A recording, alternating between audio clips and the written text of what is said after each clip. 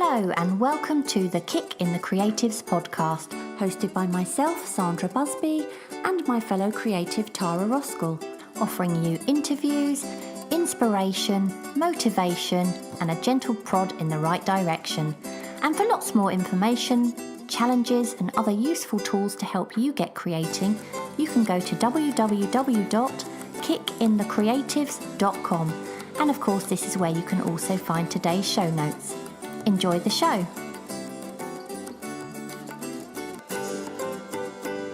Welcome to episode 1. This is our first official episode of Kick in the Creatives, and I have to say, I think Tara and I did pretty well recording this with barely any notes between us. As I'm recording this, it's still just a few days after Christmas, and so time has been really short, but still we did it, we're here, and I'm so excited to see that so many of you are getting involved in one of our first challenges, Art Journal January. And just a couple of days ago, Bridget Blair Veitlisbash sent us a photo of her art journal, and she's even decorated the front of her book with our name, Kick in the Creative. So thank you, Bridget, for sending us that. And I'm so sorry if I've pronounced your surname incorrectly. I think we will be guilty of that again during this episode with another name, so I do apologise in advance. So anyway, good luck with Art Journal January. Please do share your pages with us, and don't forget to head over to the site to see what challenges are coming up in February. Meanwhile, today's show is all about kicking the fear of sketching, something I think that many of us struggle with at some point. So please do enjoy the show, and don't forget to share it with your fellow creatives. Welcome to the first episode of Kicking the Creatives, our brand new show. And this episode is going to be about kicking your fear of sketching. But we just want to fill you in on a few things that we've got going on before that. So coming up, we've got Art Journal January, and we really want to thank everyone who's joined the site so far and have subscribed and have joined us in the Facebook group. So what have we got going on, Sandra? Well, we're actually having to record this way more in advance than we normally would, because I'm going away on holiday for a few days, or rather for 2 weeks in a few days. So by the time this airs, hopefully some of our listeners will be enjoying Art Journal January already. And if you are one of those people, we want to hear from you. So I want to know how people are finding it, and what are you doing to make your pages more interesting. We really would like to hear, wouldn't we, Tara? And if you're looking for some inspiration, I came across an artist on Instagram only yesterday, and her name's Megan Jeffery.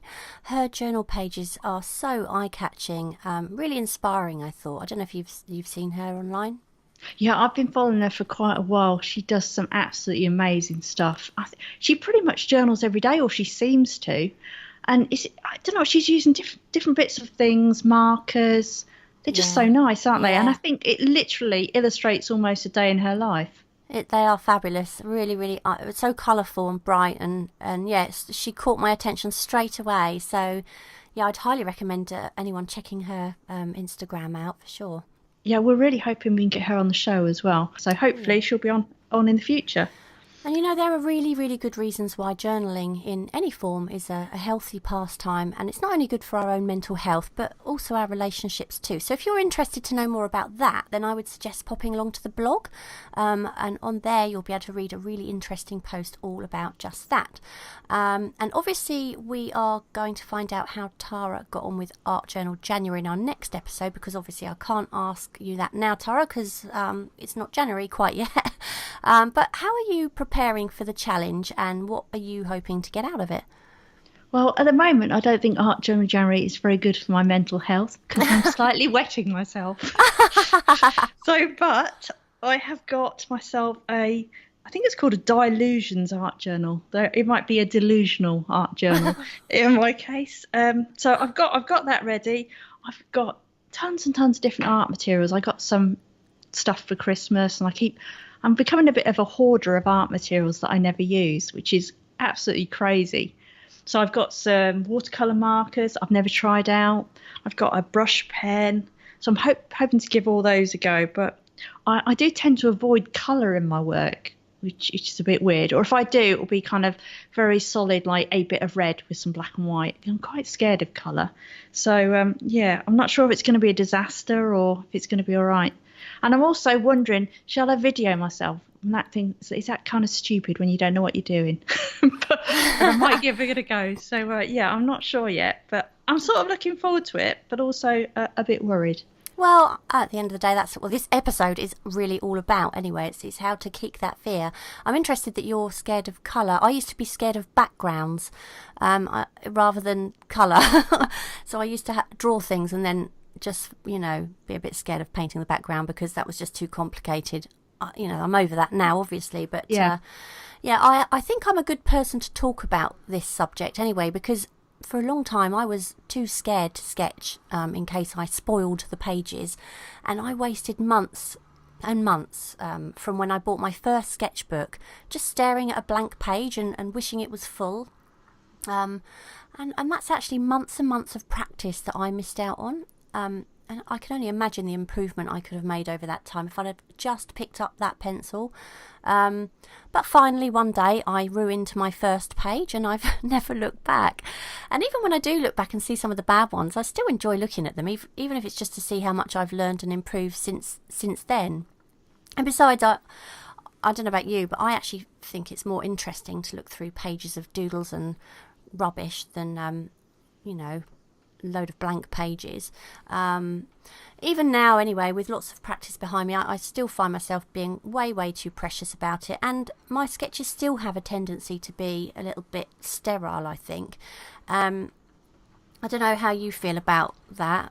I think I'm the total opposite in terms of, I don't sketch that much. It depends what you term sketching. If you're talking about something in front of you or a photograph that you're sitting and drawing, I haven't done that much of that lately. Well, I've done a little bit this year actually, but prior to that I hadn't done that much. I've been more sort of doodling things out of my head really. But I'll tend to not worry about the paper I'm using, so I'll buy the cheapest. Like when I went on holiday, I bought the cheapest sketch pad I could get. It was like £1. Yeah. So then I don't worry about using it. And if I do a crap drawing, well, just go on to the next page. Yeah. Doesn't matter. And I've just been through actually the other day. I just literally chucked a sketchbook out. It's one I've been doing my morning doodling in, and I just went through and I thought, yeah, I like that one, like that one, like that one. Don't like the rest. Throw it in the bin.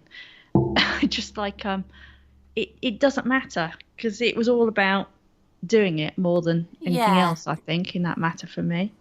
So yeah, totally the opposite. I think. Yeah, even now with lots of practice behind me, I can still find myself being way too precious about it, to be quite honest. But I learned something about myself really recently when my son Charlie walked into my studio. It was only a few days ago, and I was just doing some painting, and he just casually started browsing through my sketchbook. Well, I'm not bothered, he's my son. I don't care if he looks through it. But after a few minutes, he picked up a pencil and he started drawing something in it.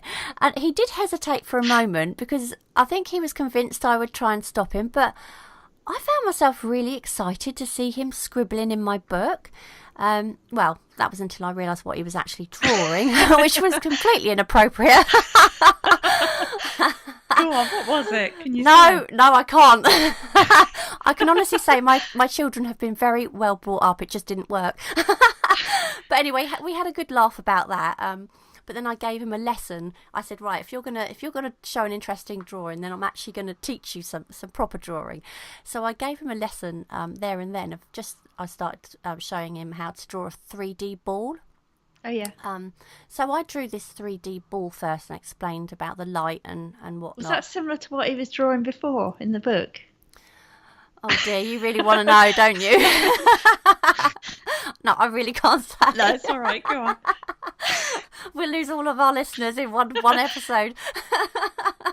So I drew this ball after first, and then I said to him, right, now I want you to draw a 3D ball, and I showed him where the light was coming from and whatnot. And he's never been into drawing, not since he was tiny, so it was never going to be a masterpiece. But that's how I realised that it wasn't my sketchbook that I was precious about at all, but it's just the fear, I think, that somebody might see my own imperfections, because seeing his drawing in there just made me feel really happy. And I don't know, maybe that's just because it's now this funny memory that's just been etched onto a page. So it was an interesting thing to learn about myself. Needless to say, I did rub his initial one out, but you can still see like this indentation. But I always think it's that first crisp white page. That's the scariest one. But there are ways that I think we can get past that hurdle. So we could decorate that page with colour or collage before drawing over the top, and that way if you really hate your sketch, you can always add more layers of collage, so that's quite a good trick. But the only thing with that is I do think to be honest, it's important to keep all of your sketches, however bad you think they are. Otherwise you've got no way of gauging your progress later on. So instead of throwing out your sketches or painting over them, you could there are other things you can do. So this is what I do sometimes. I use a Post-it note, the Post-its with the little one bit sticky. So I stick a Post-it note over the top of my sketch in the area that I don't like it, and then I just redraw that area over the top, and that way you don't have to stare at the ones you don't like, and you've got a way of drawing over the top without destroying what's underneath, so you can compare. But if you really can't live with it, you could try sticking 2 pages together, but I usually, if I do that, I leave the top part open so I can slot things inside, and that way you can sort of still see it if you really want to. Painting over the page with acrylic or adding collage, as I said earlier, or you could get a ring binder sketchbook and just tear out the pages. But I would definitely suggest, if you're ever going to get rid of a sketch altogether, I think you should take a photograph of the sketch before you discard it and log it onto a file on your computer, but make sure you date it, and then that way, as long as you've got a password, you can still see your old sketches, but nobody else can. But no one else is ever going to find them later on up in your loft, and they're not going to come back and haunt you. Do you know what I mean?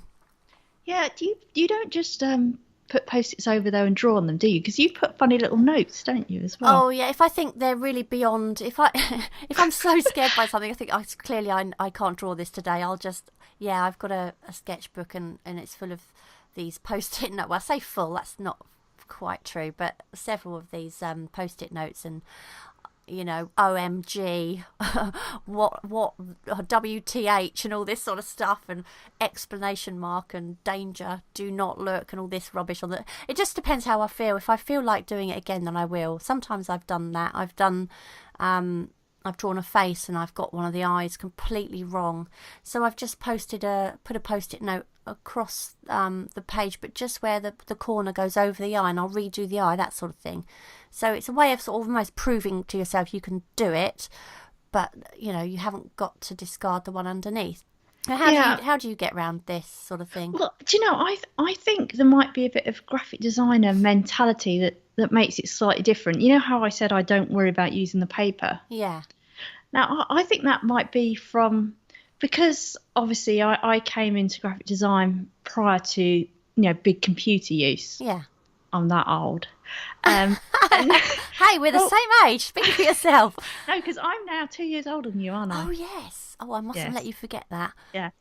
So when we used to do stuff, it was all in layout pads. I mean, I still do that now. So you'd draw something, but the idea was you draw it and then you'd refine it by tracing it over with a layout pad.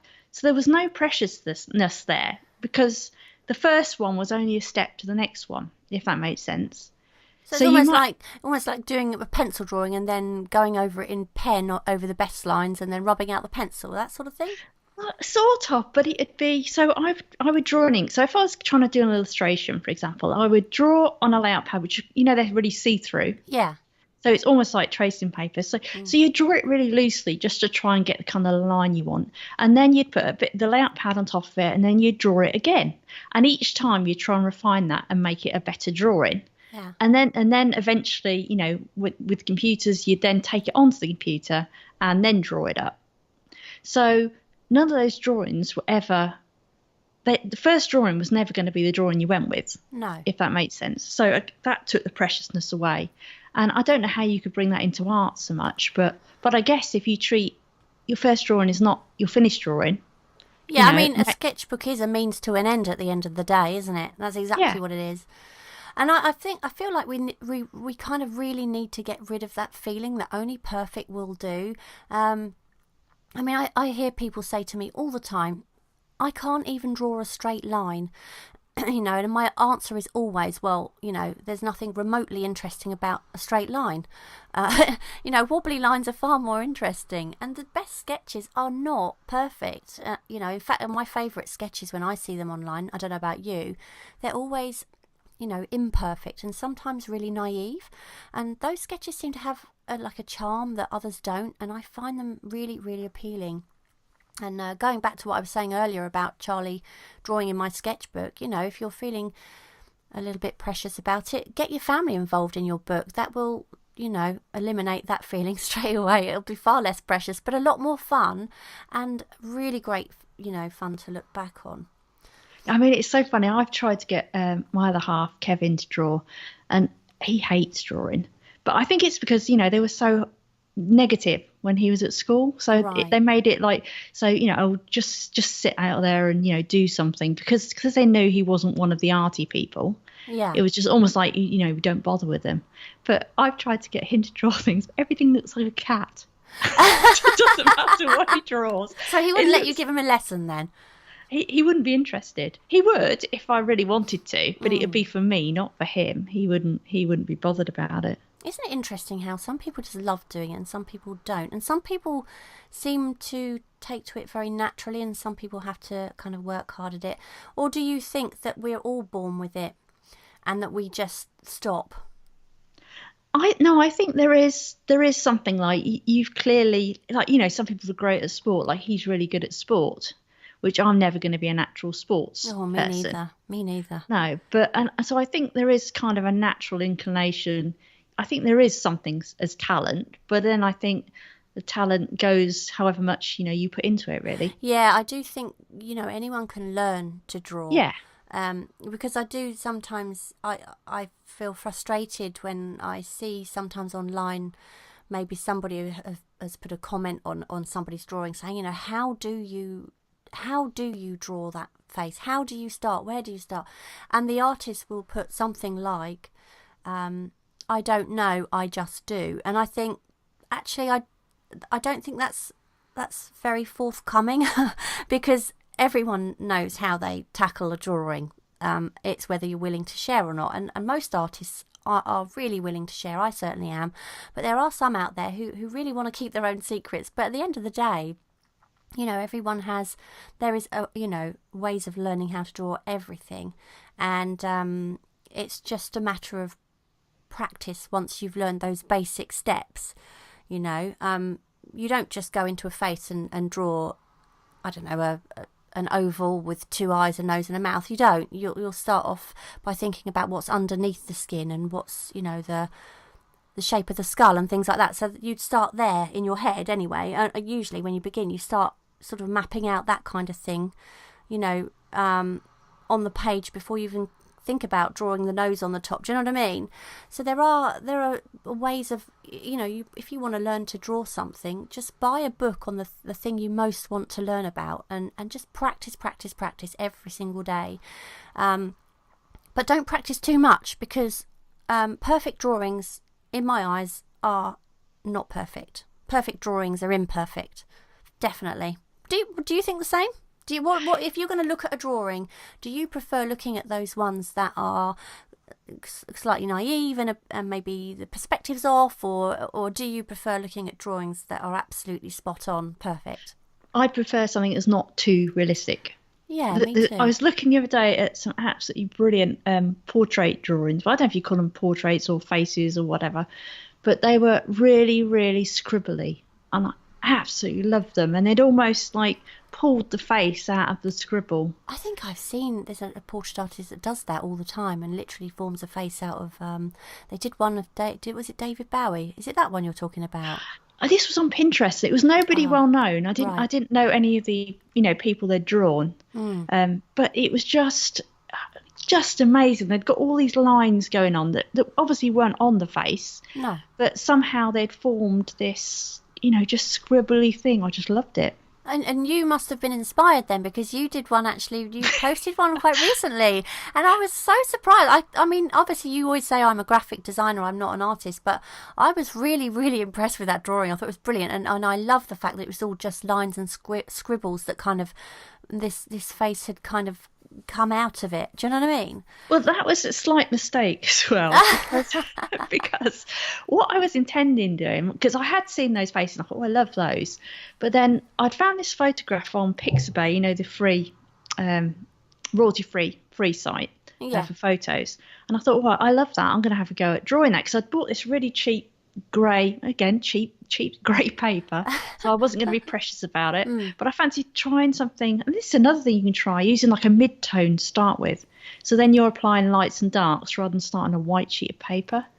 And I was originally just going to block in the blacks with a chunky marker, which I did, and then I'd bought a chunky white marker, and I thought I'm going to block the whites in with the chunky white. But the blooming chunky white marker, which is the second I tried, I tested it out on the side of the page, and it just literally soaked into the paper. Yeah. You couldn't see it. It was absolute pants. So I'd got, those gel pens. Yeah. So I thought, I'm going to use it because I know they work. But I thought, oh, God, I need a way of applying that, because it was fairly large areas. So I thought, I'll go scribbly, and did that. And, it didn't work out too bad. I've what about white acrylic paint? But then I suppose you can't draw with it, can you? Only with a really fine brush, but it's not the same, is it? No, there's something about drawing as opposed to painting. I'm not very good at controlling paint. So I like immediate stuff. I'm really impatient, unlike you, who likes your detail. Yeah. Well, I don't necessarily like it. It just seems to be what I naturally do. Sometimes I really curse myself. I'm like, for goodness sake, just stop worrying, just splodge it on. But it's just, I think the drawing, I think, is one of these things that you can tell a lot about someone's personality by how they draw and how they paint. So I'm slapdash. Yeah. I mean, no, you can tell that, actually, because you can tell the way we are. Because when we've done like blog posts and stuff together, you're very organised and structured, aren't you? And I'm not. I'd never have described myself as organised and structured, but maybe compared to you.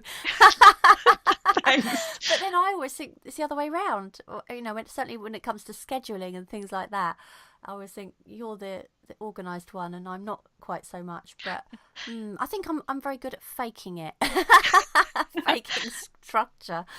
But yeah, I mean, with painting, I like to think that I've got a balance between what is sort of realism but what's definitely obviously a painting. But with sketching, it's hard not to carry that realistic sort of thing into my drawings, because that's really how I do it. But I sometimes, one of my favourite sketches I ever saw, my husband Paul, his auntie Jean, she's sort of mid-70s now, and she joined an art class, and she drew this coffee pot with charcoal. It's just literally a charcoal outline of a coffee pot. She's never drawn anything before in her life, and and she hated this thing, and she brought it home. She said, what a load of rubbish. But I could see there was such a charm to this drawing, because it was obviously drawn by someone who doesn't draw, or you could sort of almost think it was drawn very cleverly by someone who really can draw. Those people that sort of draw and they try to look very naive. Yes, do you know what I mean? But I really, really loved it. It was, in fact, I'd love that on my wall, but she doesn't know where it is. It's apparently, I think she's probably thrown it away. She never did keep it up. She only did, I think, 1 or 2 classes. But I think you can lose that, inhibition. Like when you're a child and you draw, you scribble, you draw a purple tree, and you'll draw a blue sun, and it's easy to kind of lose that, isn't it? And I think one thing I think everybody should try is to stop being scared to draw a purple tree or a blue sun. If you want to do that, do it. It's all about finding your own style and experimenting in your own way, and there is no such thing as a bad sketch. The only bad sketch is one that doesn't exist. Yeah, one of my favourite drawings I ever did was years and years ago when I was at college, and I was doing this project at the time on litter. I don't know why I picked that, but anyway, I had. And I thought, we used to do life drawing classes, and I thought, I'm going to take this kind of theme I was doing into my life drawing classes. So I pasted all this litter onto this sheet of paper. So it was like, old cartons of flattened orange juice and newspaper and stuff. And then I just painted the life drawing on top of that. Oh, One of wow. my favourite ever drawings. And I think it's just because it was so loose. Have you got a photo of that anywhere? I don't know. It might even be still in the loft, and I'll probably look at it now because we did have an old folder of my college stuff in our loft. But I'll probably look at it now and think it's pants. But at the time, I loved that. It was one of my favourite things I'd done. Again, it's like taking that preciousness away because I'd start. You can't ruin litter, can you? No, when I started drawing from life, I'd been sort of carrying a sketchbook around with me, trying to get things looking exactly as I see them, blah, blah, blah. And then one day I went to London on a train, and I was having such a bad day. I really was having a bad day. The train was cancelled. I had to wait for a later train. I'd bought this Mars bar and it was... Is this relevant? Yeah, it was absolutely... It was such a rip-off. It was something like £2.50 for a fun-size Mars bar. I was starving hungry. And I got to London and I just had a really rubbish day. And on the way home, I was so fed up. And I pulled out my sketchbook, and out with my sketchbook fell this empty Mars bar wrapper. And I just got the biro pen out of my bag. I didn't get the pencil case with all the fancy pens and pencils in it that were in my sketchbook bag. I just literally pulled the biro out of my handbag. And I just literally began to sketch the outline of this Mars bar wrapper.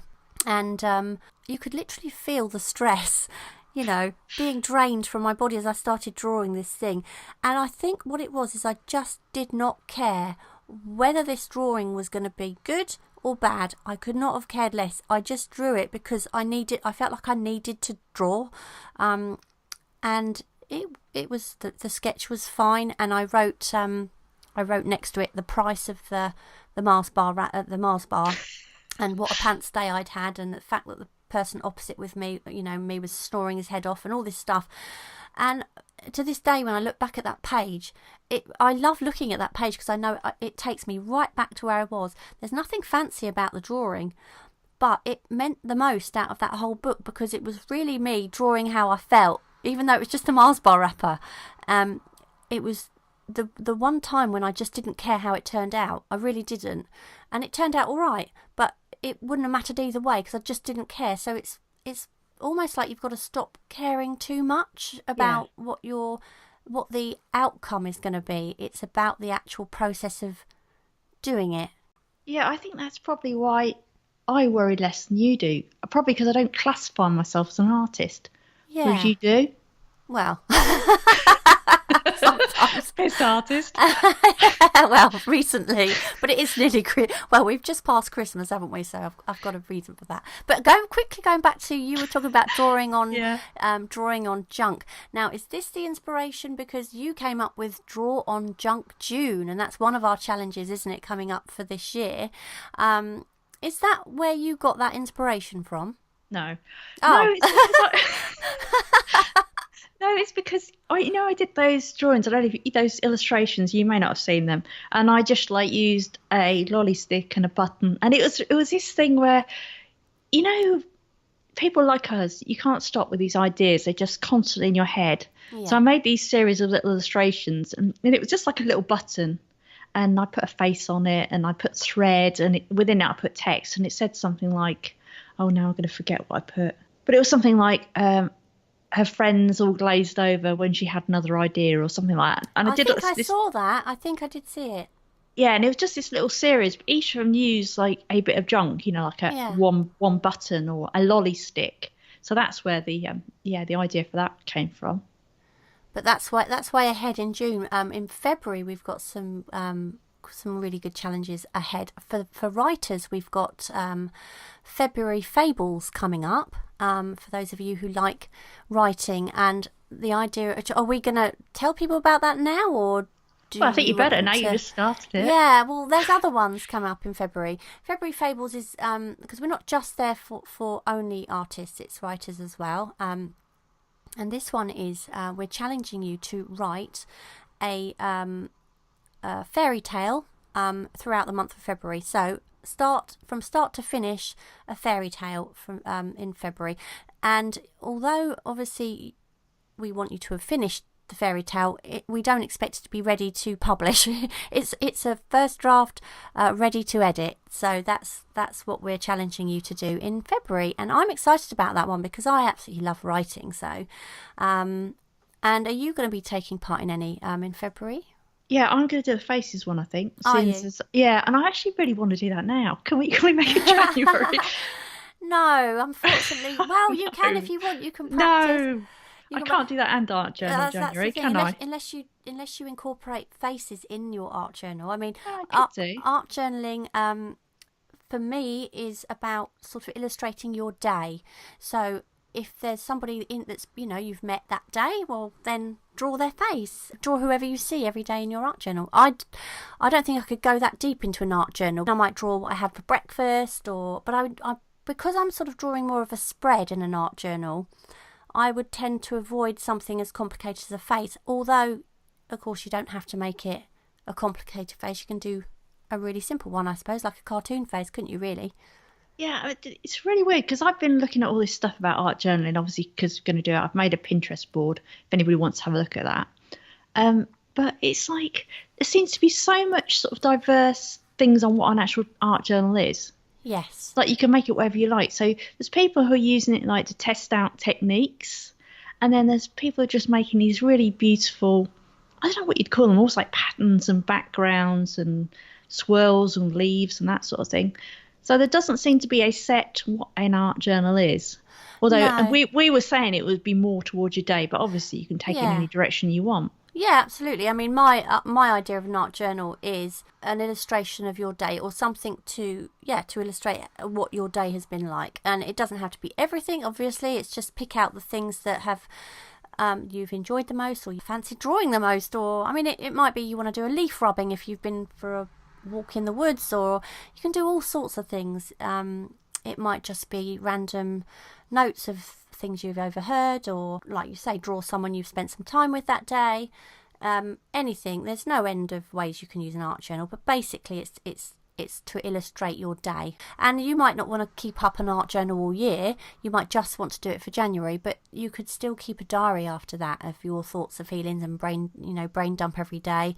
I mean, I was thinking we could even have, depending how it goes in January, perhaps we do it again later in the year. See how it goes. Yes, but so anyway, hopefully this has inspired you all to just get sketching and stop being so worried about it. Just get on and do it and have some fun.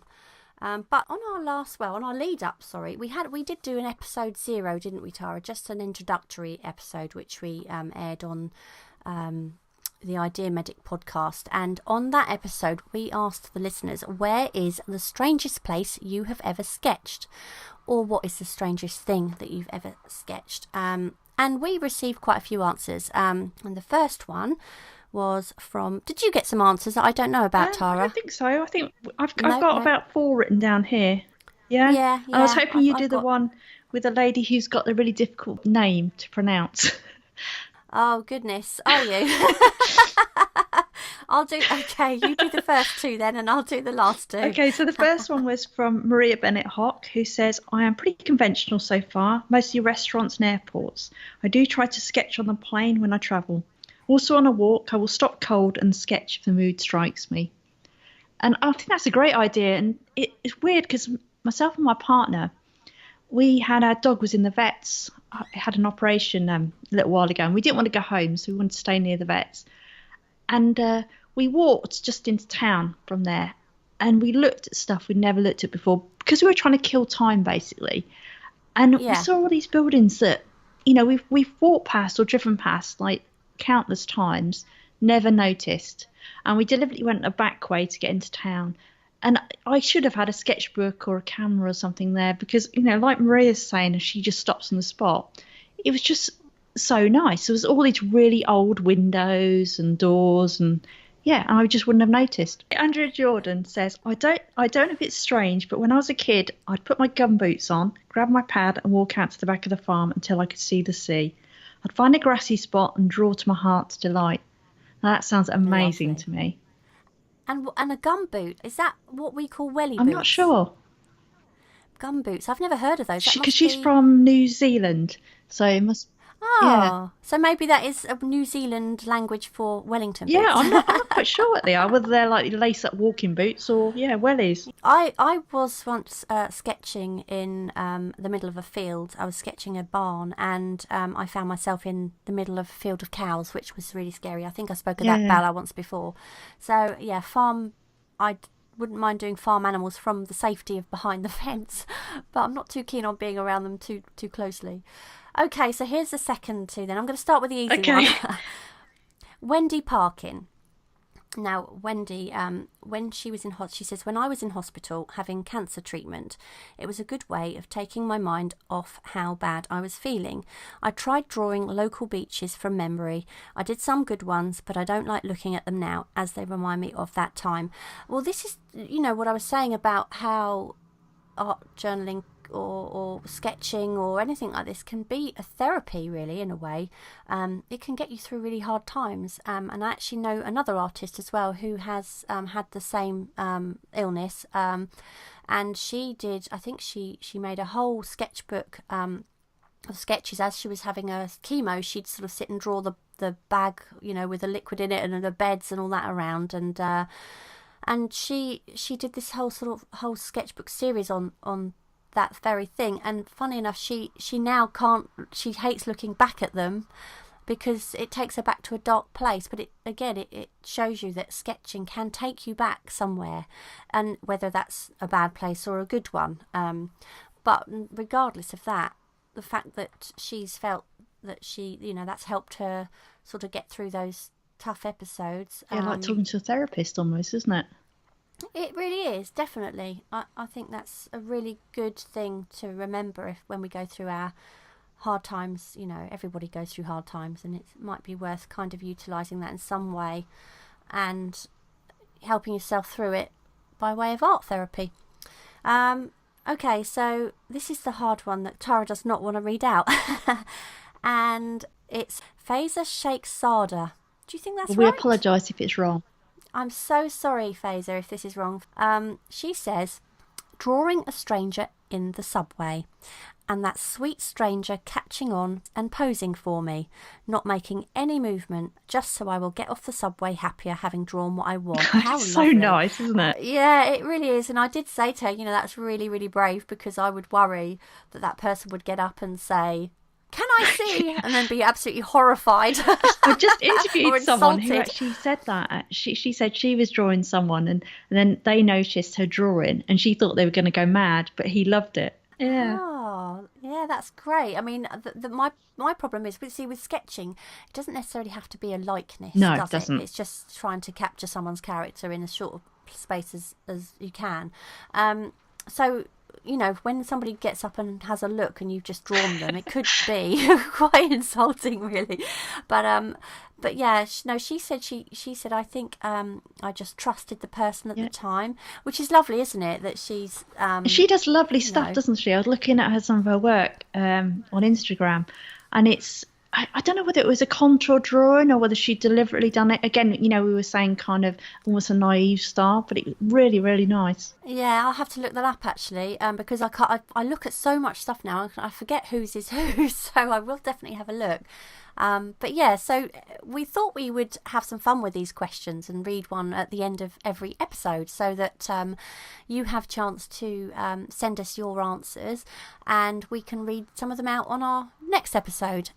So today's question is, if you were stranded on a desert island and could take just 2 creative items with you, what would they be?